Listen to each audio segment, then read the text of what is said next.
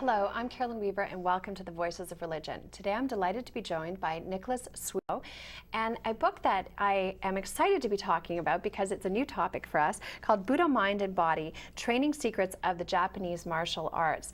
This is a book that you have written, and as I was saying to you just getting ready to start the show, this is an art form that I think most people have always been fascinated by, always been interested in, wanted to take up, wanted to look into, or have. What do you think the sort of the mystique around this particular form is for most people?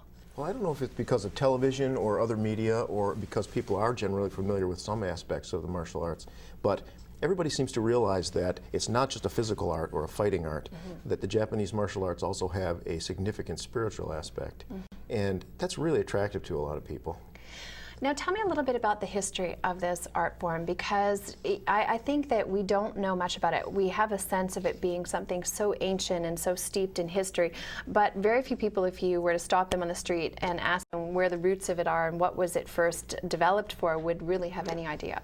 Well, for example, Japanese swordsmanship is approximately 1,000 years old, and you can trace the development of the sword from China into Japan, and then the evolution of the sword after it made it to Japan. And the changing shape of the sword relates closely to the changing techniques that were developed along the way.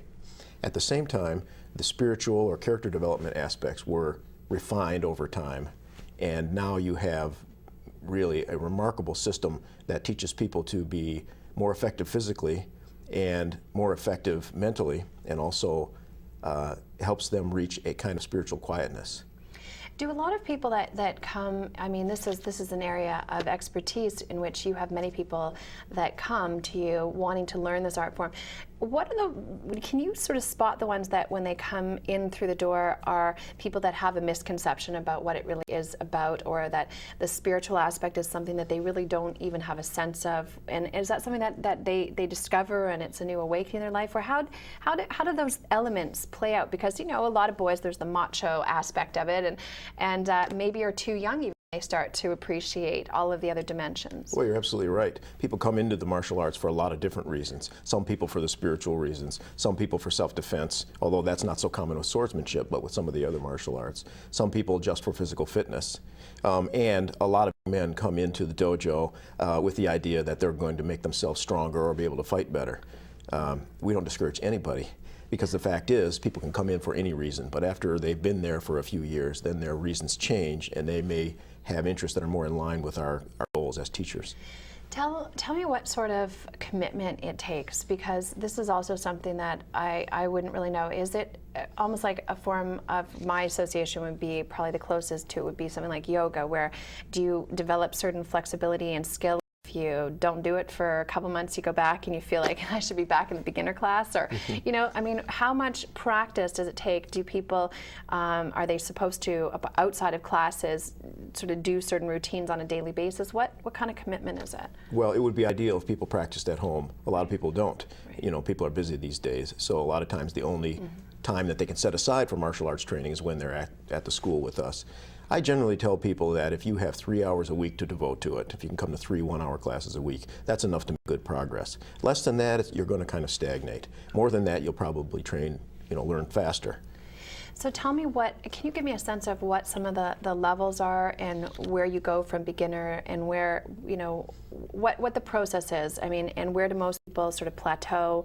You know, what do you see makes the difference between someone who just has a passing interest and maybe comes twice a week versus someone who becomes very dedicated and goes all the way? And what does that mean to go all the way? Does it become a teacher to train others? Can you give me a sense of that world? I can try. Generally speaking, the first thing that people have to work on is the simple physical skills. They have to work on their balance, they have to work on the postures. With swordsmanship in particular, the requirements for moving the sword are very particular. So they have to hold the sword in a certain way, move it in a certain way, control it at all times. And that alone is quite a task. It takes some months even just to get the fundamentals down. Once somebody has gotten those aspects down, then they can start thinking more about flow, about their breathing, about where they look when they do martial art. That's sort of the next step. And at the same time, you find a transition from this kind of real internal focus on the details to kind of opening up of your focus as you go. The third step would be when you start thinking more about what your opponent might be doing. Whether we do two-person drills or if you're doing a solo form with an imaginary opponent, you're thinking about the opponent and try to make your moves effective in terms of the other person, match it when it's appropriate to match, disrupt it when it's appropriate to disrupt. Those are the first three steps. Then we start getting into more esoteric aspects after that. Isn't that interesting? Well, when we come back, we've got some pictures, and I'd like to pull those up and have you tell us, what we're looking at and what it's meaning. And I also, as you're saying that, sort of the matching of the opponent when you disrupted, I'm thinking it's almost like learning to then play a game of chess in a sense, where you're looking at moves and counter moves. And do you find that a lot of people find applications for this type of thinking in their life, and does it lead to a more peaceful life, or a life in which they go out and achieve more success because they can sort of look at what the opponent's going to do and sort of know the best strategy to respond?